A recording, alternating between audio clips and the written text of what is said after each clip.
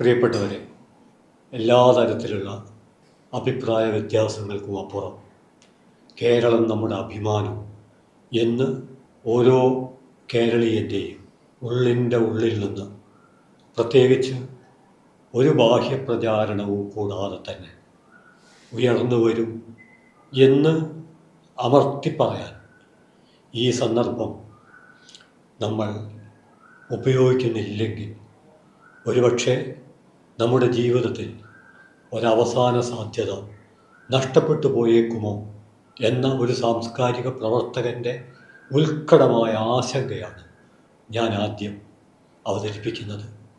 ഇത്തരമൊരു അവതരണത്തിന് എന്നെ പ്രേരിപ്പിച്ചത് ഇത്രമേൽ നാം ജീവിക്കുന്ന കേരളം സാമൂഹ്യ സാംസ്കാരിക രാഷ്ട്രീയ പൊതുജീവിതത്തിൻ്റെ സമസ്ത മണ്ഡലത്തിലും പ്രകാശം പൊഴിക്കുമ്പോൾ ഈ കേരളത്തെ ഫാസിസത്തിനെതിരെ ഒരു ഉരുക്കുകോട്ടയായി ഉയർന്നു നിൽക്കുന്ന നമ്മുടെ പ്രിയപ്പെട്ട കേരളത്തെ ഇല്ലാതാക്കാൻ, പൊളിക്കാനുള്ള ആസൂത്രിത ശ്രമങ്ങൾ ഒരു ഭാഗത്ത് നടക്കുമ്പോൾ മറുഭാഗത്ത് ഒരു പ്രചാരണത്തിനും വേണ്ടിയല്ല, ഈ അടുത്ത ദിവസങ്ങളിലായിരുന്നു പത്രത്തിൽ ആ വാർത്ത വന്നു.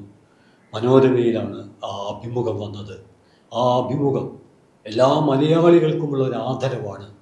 വിദത് ബോച്ചാമയി എന്ന 2015 നോബൽ സമ്മാനം നേടിയ ലോകം ആദരവോടെ മനസ്സിലാക്കുന്ന, പ്രത്യേകിച്ചും ഒരു അധിനിവേശ യുദ്ധ പശ്ചാത്തലത്തിൽ സമാധാനം എന്നുള്ളത് എത്രമാത്രം ഹൃദയസ്പർശിയായ അനുഭൂതിയുടെ ഭൂമിയും ആകാശവുമാണ് എന്ന് നമുക്ക് ബോധ്യമാവുന്നൊരു സന്ദർഭത്തിൽ 2015 സമാധാനത്തിനുള്ള നോബൽ സമ്മാനം നേടിയ അവർ നമ്മുടെ കേരളത്തിൽ വരികയും കോഴിക്കോട് സന്ദർശിക്കുകയും ഇവിടുത്തെ വിദ്യാലയങ്ങളും ആശുപത്രികളും കണ്ടിട്ട് എത്ര മനോഹരമാണ് കേരളം, എനിക്ക് കേരളത്തിൽ നിന്ന് പോകാൻ കഴിയുന്നില്ലല്ലോ, കേരളം വിട്ടു പോകാൻ കഴിയാത്ത വിധം വിദ്യുത് ബോച്ചാമയ്യെ പിടിച്ചു നിർത്തിയത് നമ്മുടെ ആരോഗ്യരംഗത്തും വിദ്യാഭ്യാസ രംഗത്തുമുള്ള വലിയ മുന്നേറ്റമാണ്.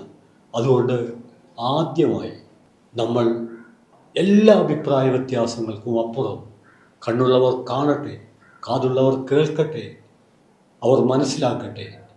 ബോച്ചാമയുടെ ആ വാക്കുകൾ എനിക്ക് വിട്ടുപോകാനാവുന്നില്ല. മനോഹരമായ ഈ കേരളം, ഇത് ഏതെങ്കിലും ആശയപ്രചാരണ പ്രവർത്തനത്തിൻ്റെ ഭാഗമായി അവർ മുൻകൂട്ടി തീരുമാനിച്ച് പറഞ്ഞതല്ല, മറിച്ച് നമ്മുടെ വിദ്യാലയങ്ങൾ സന്ദർശിച്ചപ്പോൾ, നമ്മുടെ സാമൂഹ്യ ജീവിതത്തെ അവർ മനസ്സിലാക്കിയപ്പോൾ, പ്രത്യേകിച്ച് ആരുടെയും പ്രേരണ കൂടാതെ ഉള്ളിൽ നിന്ന് പുറത്തേക്ക് വന്ന ഏറ്റവും പ്രധാനപ്പെട്ട ഒന്നാണ്, ഞാൻ ഒരിക്കൽ കൂടെ സൂചിപ്പിക്കുന്നു, മനോരമ പത്രത്തിലാണ് വിദത് ബോച്ചാമയുടെ കേരളത്തെക്കുറിച്ചുള്ള അഭിപ്രായം. ഈ അഭിപ്രായം മുഴുവൻ കേരളീയർക്കുമുള്ള ഒരു വലിയ പുരസ്കാരമായി നമുക്ക് സ്വീകരിക്കാൻ കഴിയണം.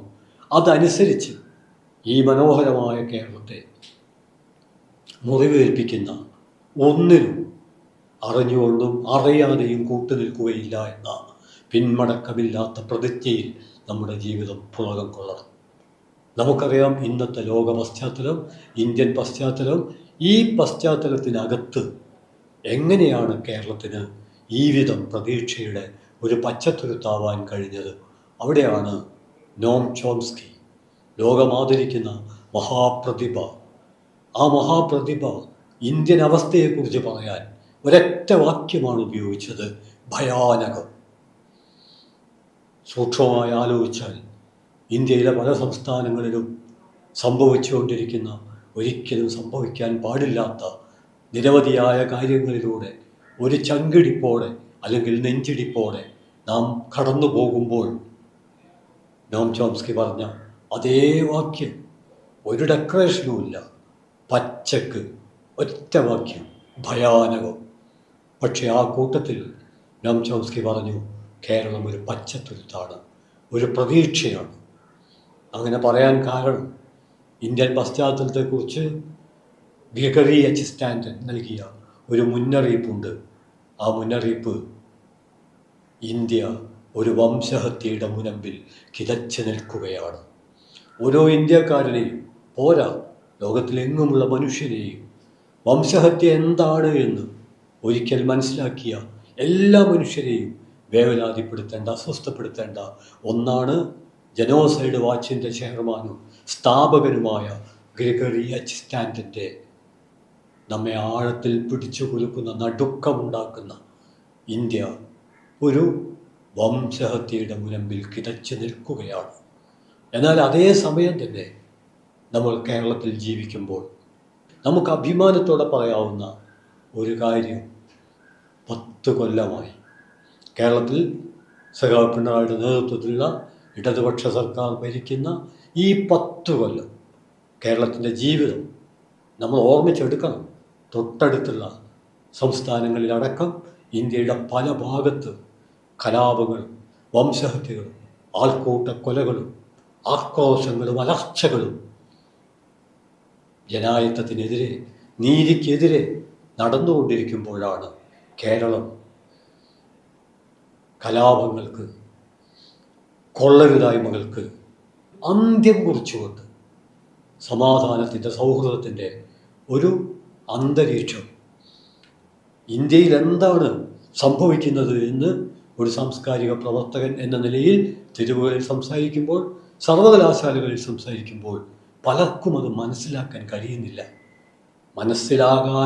മനസ്സിലാക്കാനുള്ള അവരുടെ കഴിവിൻ്റെ കുറവ് കൊണ്ടല്ല, കേരളത്തിൽ നിന്നുകൊണ്ട് ഇന്ത്യൻ അവസ്ഥ മനസ്സിലാക്കാനുള്ള ഒരു പ്രയാസമാണ് ഞാൻ പറഞ്ഞു വരുന്നത്. കേരളത്തിൽ നിലനിൽക്കുന്ന സമാധാനവും സൗഹൃദവും അത് കുറേ കൂടി ശക്തിപ്പെടുത്തുകയാണ് നമ്മുടെ ഉത്തരവാദിത്വം എന്ന ഏറ്റവും പ്രധാനപ്പെട്ട കാര്യമാണ്. അമർത്യ സെന്നിനെ പോലുള്ള, നേരത്തെ ഞാൻ വിദത് ബോച്ചാവോയെക്കുറിച്ചും അതുപോലെ തന്നെ നോം ചോംസ്കിയെക്കുറിച്ചും പറഞ്ഞു.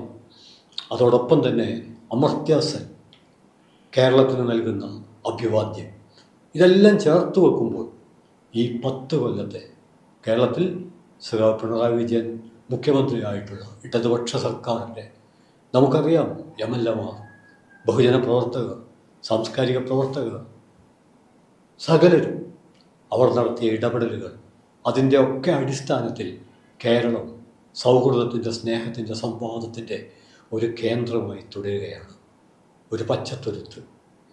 കേരളം എങ്ങനെ ഇത്തരമൊരു അവസ്ഥയിലേക്ക്, നമ്മുടെ ജീവിതത്തെ ആകെ ആശ്ലേഷിക്കുന്ന ഒരവസ്ഥയിലേക്ക് എത്തിപ്പെട്ടു എന്ന് പരിശോധിക്കുമ്പോൾ അതിനിടയായ കേരള സർക്കാരിൻ്റെ നേതൃത്വത്തിൽ നടന്ന നിരവധിയായ ഇടപെടലുകൾ, അതോടൊപ്പം തന്നെ കേരളത്തിൻ്റെ ഒരു സാംസ്കാരിക അന്തരീക്ഷം രൂപപ്പെടുത്തുന്നതിൽ ജനായത്ത, മതനിരപേക്ഷ, മാനവിക, ബഹുസ്വരതയിൽ അധിഷ്ഠിതമായ ആശയങ്ങൾ വഹിച്ച പങ്കെന്താണ്? ആ പങ്കിനെക്കുറിച്ച് പറയുമ്പോൾ നാം ഓർമ്മിച്ചെടുക്കേണ്ട ഒരു കാര്യം, എല്ലാ വലതുപക്ഷ ആയുധങ്ങളെക്കാളും ആശയങ്ങളാണ് ജനാധിപത്യത്തെ മുന്നോട്ട് നയിക്കുന്നത്, മുന്നോട്ട് നയിക്കേണ്ടത്. എല്ലാ ആയുധങ്ങളും കാലപ്രവാഹത്തിൽ തുരുമ്പെടുക്കും. എന്നാൽ ജനായത്ത ആശയങ്ങൾ ഏത് കാലപ്രവാഹത്തിലും ജ്വലിച്ചു നിൽക്കും. അങ്ങനെ ജ്വലിച്ചു നിൽക്കുന്ന ജനായത്ത, മതനിരപേക്ഷ ആശയങ്ങൾ എത്രയെത്രയോ സാംസ്കാരിക പ്രവർത്തകർ, പൊതുപ്രവർത്തകർ, എഴുത്തുകാർ, കലാപ്രവർത്തകർ കവിതയായി, നാടകമായി, പ്രഭാഷണമായി നമ്മുടെ തെരുവുകളിൽ, നഗരങ്ങളിൽ, തൊഴിലിടങ്ങളിൽ, വിദ്യാഭ്യാസ കേന്ദ്രങ്ങളിൽ, ജീവിതത്തിൻ്റെ സമസ്ത മണ്ഡലങ്ങളിലും നിരന്തരം അവതരിപ്പിച്ചു കൊണ്ടിരിക്കുന്നതിൻ്റെ കൂടി സദ്ഫലമാണ് കേരളത്തിൻ്റെ മതനിരപേക്ഷ അന്തരീക്ഷം. ഈ മതനിരപേക്ഷ അന്തരീക്ഷത്തെ മുറിപ്പെടുത്താൻ ഞങ്ങളുടെ കൊക്കിൽ പ്രാണനുള്ളിടത്തോളം കാലം ഞങ്ങൾ ആരെയും അനുവദിക്കുകയില്ല എന്ന് സ്വന്തം ജീവിതത്തിൻ്റെ അസ്ഥിയിൽ തൊട്ട് ജനായത്ത ആദർശങ്ങളെ ആശ്ലേഷിച്ചുകൊണ്ട് നാം പ്രഖ്യാപിക്കേണ്ടതുണ്ട്. അത്തരമൊരു പ്രഖ്യാപനം ആവശ്യപ്പെടുന്ന സന്ദർഭങ്ങളിൽ ആവശ്യപ്പെടും വിധം നിർവഹിക്കാൻ നമുക്ക് കഴിഞ്ഞിട്ടില്ലെങ്കിൽ ഒരുപക്ഷെ പിന്നീട് നാം അതിന് വലിയ വില കൊടുക്കേണ്ടി വരും, സങ്കടപ്പെടേണ്ടി വരും, പ്രായശ്ചിത്തം ചെയ്യേണ്ടി വരും. അത് സംഭവിക്കാതിരിക്കാൻ നിതാന്തമായൊരു ജാഗ്രതയാണ് നാം പുലർത്തേണ്ടത്. ജനാധിപത്യ മതനിരപേക്ഷ മൂല്യങ്ങൾ ആകാശത്തോളം ഉയർത്തിപ്പിടിക്കുന്ന ഏത് പ്രതിസന്ധിയിലും മാനവികതയ്ക്ക് കാവൽ നിൽക്കാൻ ഇനിയും മരിച്ചിട്ടില്ലാത്ത ഞങ്ങൾ ഇവിടെ ബാക്കിയുണ്ട് എന്ന് ഏത് സംഘർഷ സന്ദർഭത്തിലും മനുഷ്യത്വത്തിന് കാവൽ നിന്നുകൊണ്ട് പ്രഖ്യാപിക്കുന്ന ഇടതുപക്ഷ ജനാധിപത്യ മതനിരപേക്ഷ കാഴ്ചപ്പാട് ഉയർത്തിപ്പിടിക്കുന്ന ഒരു സർക്കാരിന്, ഒരു ആശയ സംഹിതയെ നാം മുന്നോട്ട് കൊണ്ടുപോകേണ്ടതുണ്ട്.